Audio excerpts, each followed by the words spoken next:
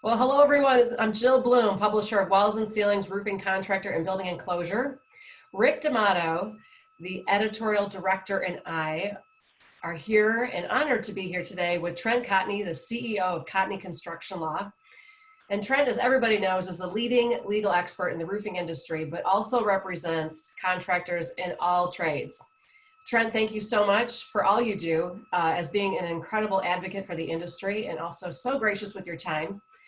So thank you very much for joining us today. And if you're not following Trent on social media, make sure you do check him out because he always has great nuggets to share, whether it's with us or on his LinkedIn page. So thank you again, Trent, for joining us today. And Rick, I'm going to turn it over to you. Thanks, Jill, and good morning, and welcome to everyone, especially you, Trent. Thanks for listening in, and Trent, thanks for being here. So tell me, what's the top 3 reasons your phone's ringing this week at Cotney Construction Law? Yeah, and first, I just want to take a step back and Jill, you and Rick and Art and everybody at Roofing Contractor Magazine, Walls and Ceilings, Building Enclosure, you guys have just done a tremendous job in getting the word out. I've sat and watched a lot of the interviews that you guys have done on social media. That's primarily where I look at the stuff. And it's really just cutting edge stuff. Every single time I watch something, I really pick something up. So for the listeners that are out there, I encourage you guys to take a peek at some of these other interviews that are out there because it's really cutting edge, enlightening stuff. So I want to thank you guys. I want to thank the audience for attending. And Rick, to answer your question, I would say, I've said it plenty of times before. I don't trust the news. I don't trust the statistics that are out there. I trust that phone. Because if we have roofing contractors calling us with problems, then contractors or trades in general, I know that I can rely on what they are saying. So I would say the top 3 things, we're still getting a lot of calls about how to navigate employees or crew members that have come down with COVID.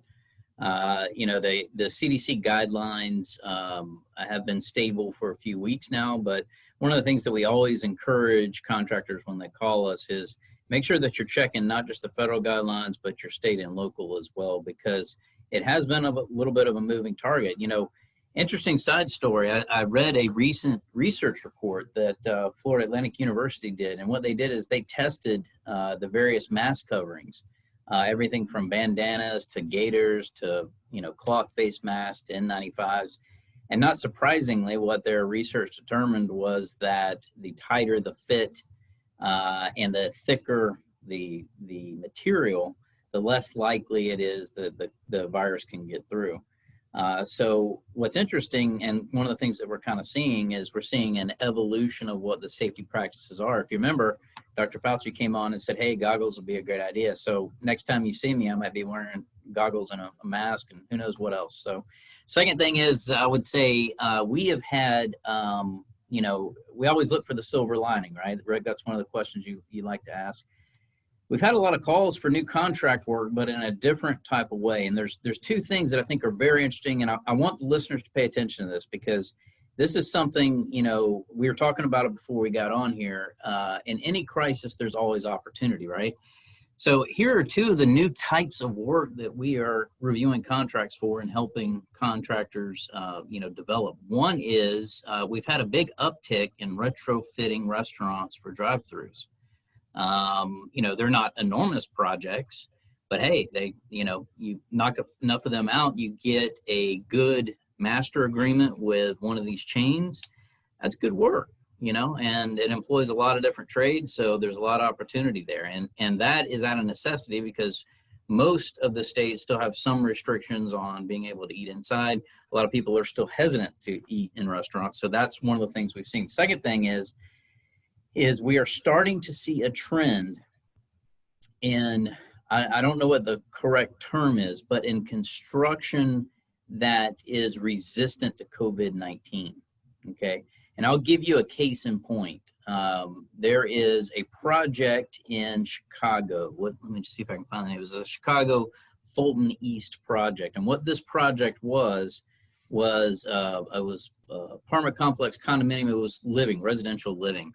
And they started developing this project about, a couple of months into it, COVID hit. So they had the capability of kind of turning on a dime and being able to implement a lot of real cutting edge antibacterial, COVID-19 defeating type construction. So you're probably, listeners are out there probably saying, Trent, what are you talking about? What do you mean? What is this new space age stuff? So really some of it is stuff that we're familiar with. They used a lot of touch-free access to doors, touch-free elevators, thermal screening. But what's really interesting is they're starting to look to products, especially from coating manufacturers and painting, that is antibacterial, antivirus type resistant. There are products that are already on the market that came out before COVID-19 that can destroy 99% of these types of viruses. And again, I'm not a doctor. I don't know all about that. But what I've seen is a lot of implementation of this. When you combine that with smart construction, smart design that implements a workspace that is easily maneuverable, that has a limited number of structural points so you can change and shift things very easy within a configuration. It's a very interesting type project. If I remember correctly, I think it was a shared workspace, or I don't remember exactly what type of project it was from soup to nuts. But I remember one of the things that they said that they did was they wanted to create a unique floor plan that allowed them to properly distance and be able to comply with whatever the regulations are. So opportunity, right? If I am a roofing contractor, a walls and ceilings contractor, anybody that deals with building envelope, I'm thinking, how can I use COVID-19 to sell? Remember when the green stuff came out, being LEED certified and all this?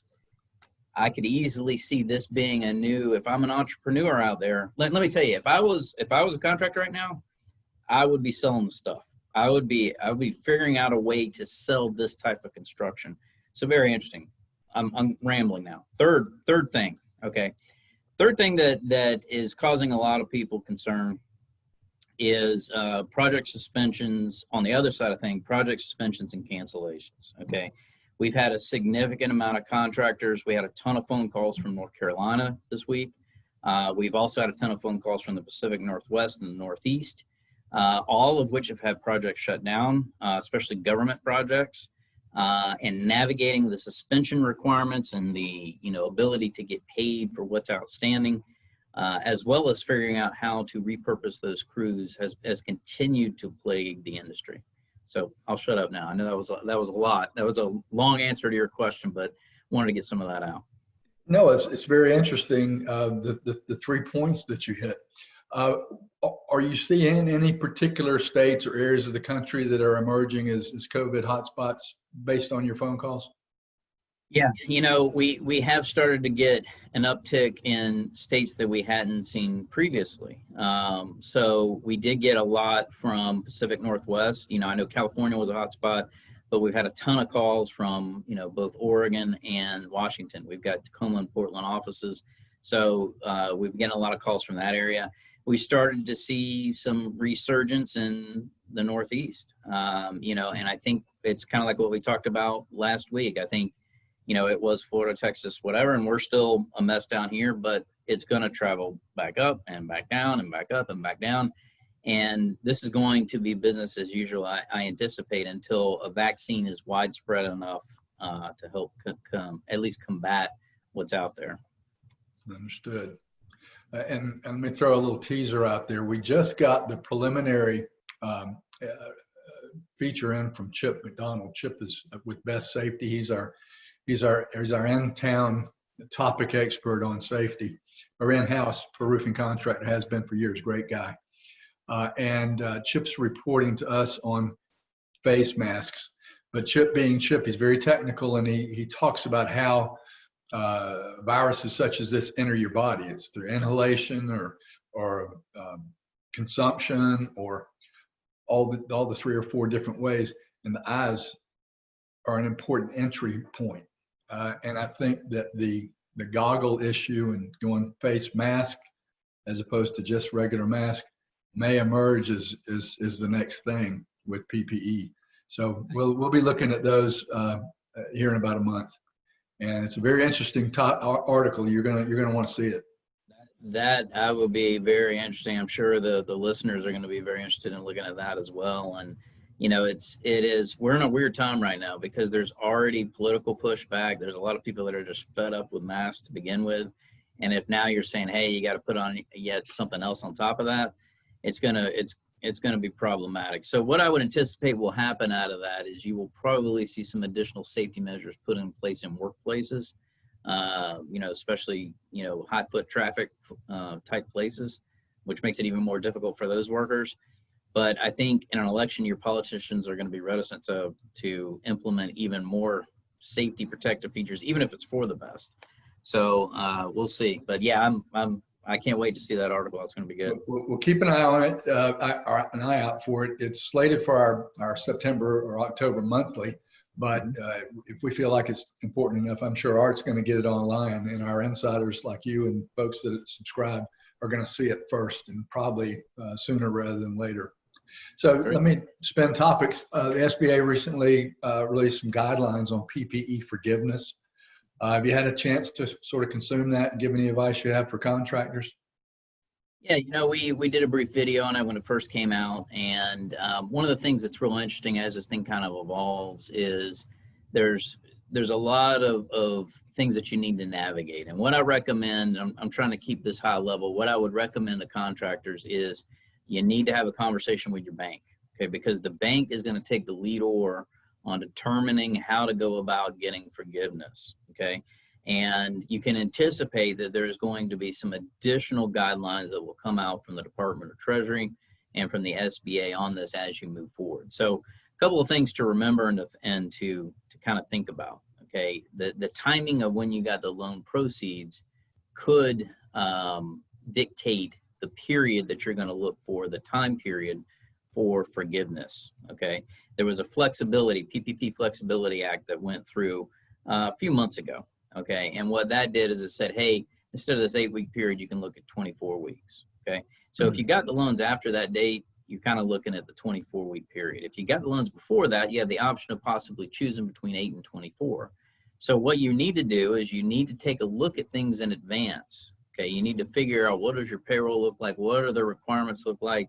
And again, I've always joked around, I have to, I'm not that great at math. I count on my fingers. I try to get this to somebody that's a little bit better than I am at doing it. But you want to figure out, how do you position yourself in the best way to potentially get forgiveness? Now, something that I want to mention that has popped up, okay, and I've gotten this question, and this is something that I want the listeners to pay attention to. If you do government work, okay, if you are a government contractor, there has been some concern voiced that if you are an ongoing government contractor, that you may not have needed the PPP funds, okay, and you may be subject to some additional scrutiny. So remember, okay, you need to be very, very conservative when trying to apply for forgiveness, okay? If you ask for the moon, the sun, and the stars, that's fine. They can tell you no. But remember what happened the first go around, okay? You don't want to be that contractor that's on the news. We've all heard the stories of the guys buying the Lamborghini and the Porsche and all this other stuff with their PPP funds.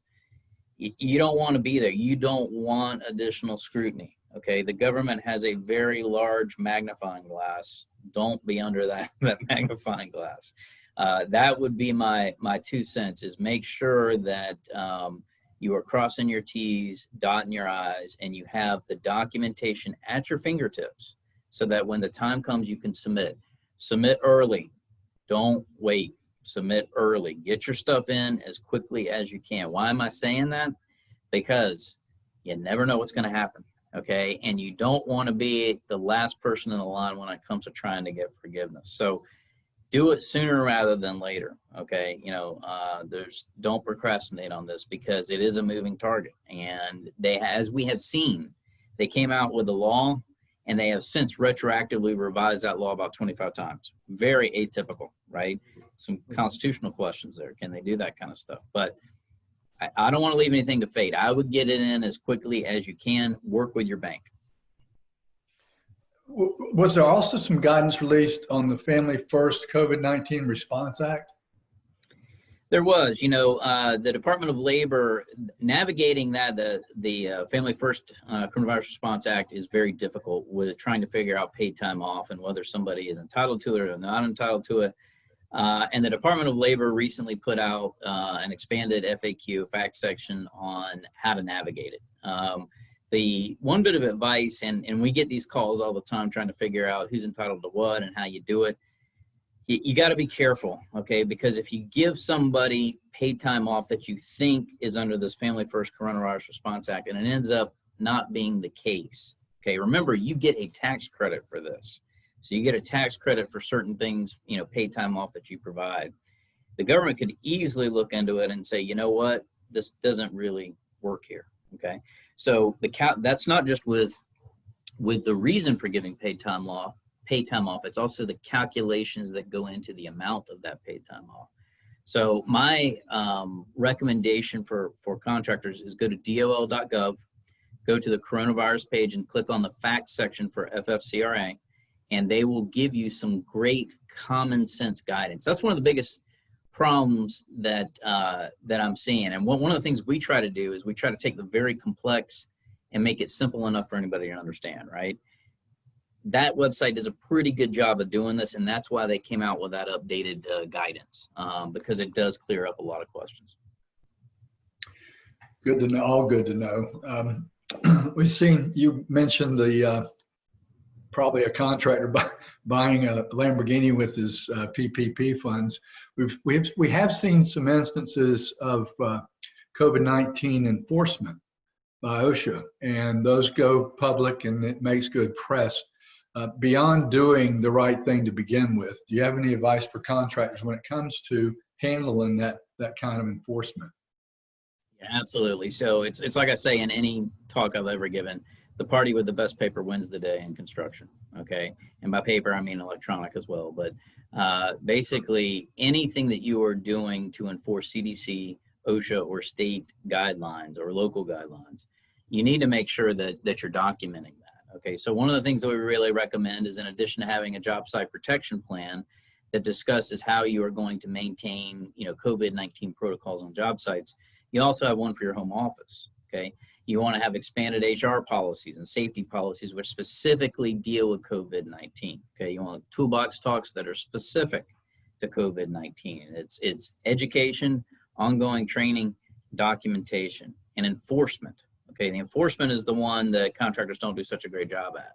So here's one of the things, real interesting things that I saw, you know, Jill and Rick. I was talking to a contractor, and this particular contractor does very high level work, okay? It is usually very, you know, top end federal work where there is, you know, security clearances that are required, or they're doing, you know, Fortune 500 type work where there's a lot of potential exposure. And they were asked to provide an enhanced job site protection plan. So go beyond just the basics of HR policy. So in talking to this roofing contractor, one of the things that we found out, and we were looking for additional methods to sanitize a lot of the tools, equipment, and crew cabs that were out there. And one of the things that we started to see being used is UVC light. Okay, now UVA and UVB light is, and again, I'm not a scientist, but it's when you go outside, that's the kind of, you get a tan, that's A and B from what I understand. C is very dangerous for humans or any living organism, but it kills everything, okay? And there are manufacturers that are creating these lights that will blast the car seats, it will blast all kind of stuff, and it kills almost everything.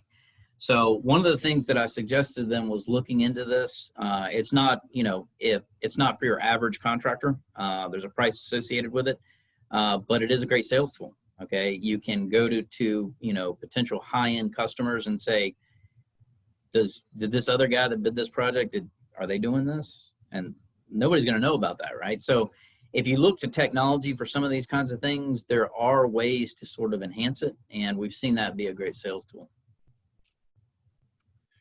There's going to be some new technology springing up, as you've said, all over the place, and I'm sure that's one of them. And perhaps one of the places contractors can look is what is the rental car industry doing, the hotel industry. I'm seeing some really unique actions on their part to make sure they're giving their customers assurance that their cars and their hotels and their beds and all are clean. So the liability waivers on the COVID-19 stimulus funding, what do you see in the states doing? And anything new in that regard? Yeah, the term I've heard the most is legal liability shield. Federally, it's kind of sputtered a little bit, and that's not unanticipated. And I think the reason is because uh, there's a significant amount of lobbying money on each side. Okay, and it's a very difficult thing to put through. You have a lot of consumer groups, plaintiffs lawyers, a lot of organizations out there that are definitely pushing for the ability to go after people for liability. And clearly there's some bad actors out there that you should go after, right? I don't think anybody is suggesting that if you intentionally spread COVID, that you should be immune from prosecution, right? I think our concern, the industry's concern, is unintentional exposure. I don't want a roofing contractor or a stucco contractor or anybody else to get sued 2 years from now because they think somebody got exposed to COVID-19.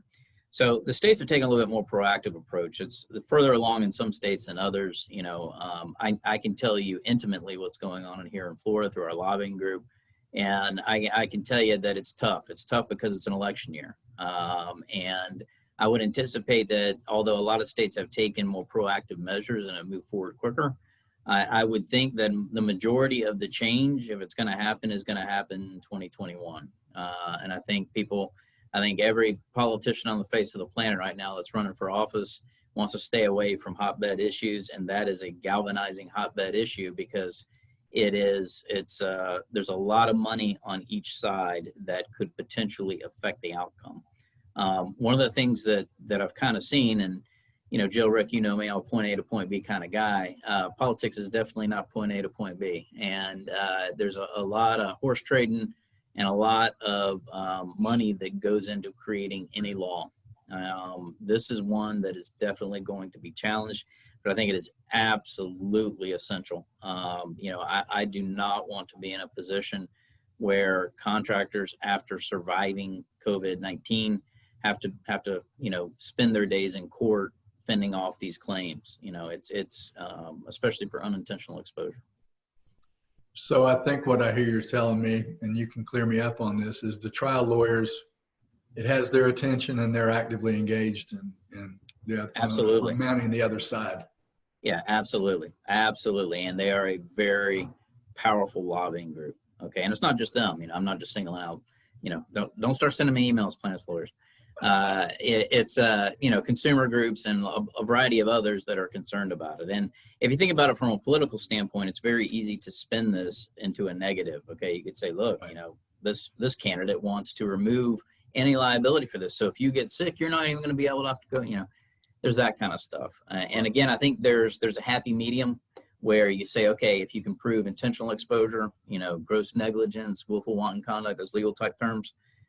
Okay, but if it's unintentional exposure, it is what it is. It's very difficult to prove this stuff, and we don't need more problems at this point. The industry does not need more problems. Right. And while we're on the lobbying topic, tell us the latest on the lobbying efforts for the business and commercial residential business home. Sure. Tax I know NRC is working around the clock. I've been in contact with Dwayne Musser and Terry and the great group of people that they have in Washington that work hard as well as Reed. And, it is the issue that we're kind of seeing now is there's so many different proposed acts and regulations. And even right now, they still haven't come up with whatever the next stimulus package is. There's a lot of saber rattling going back and forth. I would anticipate there's absolutely something that's going to come out, but I anticipate it's going to be a few weeks maybe before we actually see the final result. There's going to, like I said, there's going to be some horse trading and you're going to have to kind of figure it out. But I think if I had to guess, I would say that those kinds of incentive-based programs may come down the road a little bit. And again, I'm approaching it from this standpoint. I think the most critical thing is dealing with the unemployment, the stimulus type payments, those type of things, anything that addresses, they're talking about payroll tax reduction or elimination or whatever it might be. Those type of things are going to take precedent over the potential, tax credits that you can get from home improvements. But I think later down the road, when you start getting into infrastructure bills and things like that, that might be a more ripe time to kind of bring it forward. So we'll have to wait and see. You know, it could slip in there. You never know. But there is so much out there right now. Again, in an election year, it's very difficult to get anybody's attention. I understand, and NRCA's got a lot of experience in that regard. The commercial roofing tax law only took about 15 years of hard lobbying. It was about 20 really, but about 15 years of very hard lobbying. Something finally happened. All the stars aligned. Sometimes that's what it takes. Yeah. Rick, you know, one of the things I've seen is the associations are really stepping up and all trades, you know, and this is the time. I often say, you know, I get asked, well, Trent, why should I join? You know, I don't understand why I should join this association or that association. And this is why, because those associations are the mouthpiece of the industry. And, you know, when you combine, there's a lot more power. So not only do they have their finger on the pulse, but you're more likely to be heard under the voice of an association than you are individually. Well, to wind us up, I'm going to toss something out. You are, and then ask you to weigh in with whatever's on your mind. You've already spoken about opportunity in face of this disaster, and I've had the thought that typically consumers, including business people, tend to run to safety when there's a crisis like this, and they tend to run in groups. And we're going to be looking for those business opportunities, and I know you are. And I would just say that be on the lookout. Keep your eye on Roofing Contractor. We're going to be writing about this. We're going to be talking about it for months and months to come. And I would ask you to do the same. Any other ideas or thoughts on that topic, or any to take us out today? Yeah, you know, I would say taking legal hat off, putting my business hat on. You know, obviously I'm a lawyer. That's my trade, right? It's my craft. You know, 20 plus years of doing it. That's what I do day in and day out. But I'm also a business owner. And one of the things that I've really seen in a time of crisis is that it doesn't matter what is thrown your way. If you can improvise, adapt, and overcome, you will succeed. Okay. And a lot of times, and I'm speaking to the listeners that are out there, because I know if you're watching this, you're just like me. Okay. We might be a different industry, you know, slightly, you know, I get it, but you're faced with the same challenges every day. And it's the people that look at those challenges in the face and run right through them that are going to be successful. Okay. And that's the mindset that you have to have in this type of environment is, yeah, there is opportunity. Okay. You can't be scared and hide under a table. You got to move forward. You got to figure out, how can I turn this negative into a positive? And you've got to always keep that positive mindset. You know, I'll be honest, Jill and Rick, I get up every morning, and this is going to sound crazy, but I'm fired up. You know, I love our industry, and I really feel like we're doing good, you know, and I feel like, you know, this kind of time is where we need to huddle together and help each other out. And I've always said that, you know, construction industry, like any other industries, there's a familial type environment. This is the time, you know, I in a weird, twisted way, I like this time period because I think it gives, you know, us collectively a time to shine. There's no question. If there was ever a time that you can set yourself apart, this is it. Jill, I'm going to send it back to you, and thanks, Trent. Yes, that's such great insight, Trent. I totally agree with you. I know Rick feels the same way, and probably everybody on the Roofing Contractor team. We love coming to work every day because we're making a difference.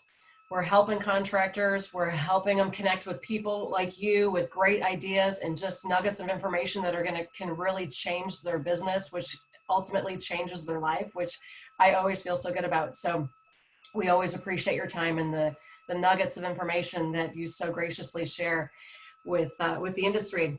That being said, I want to thank everybody again for watching.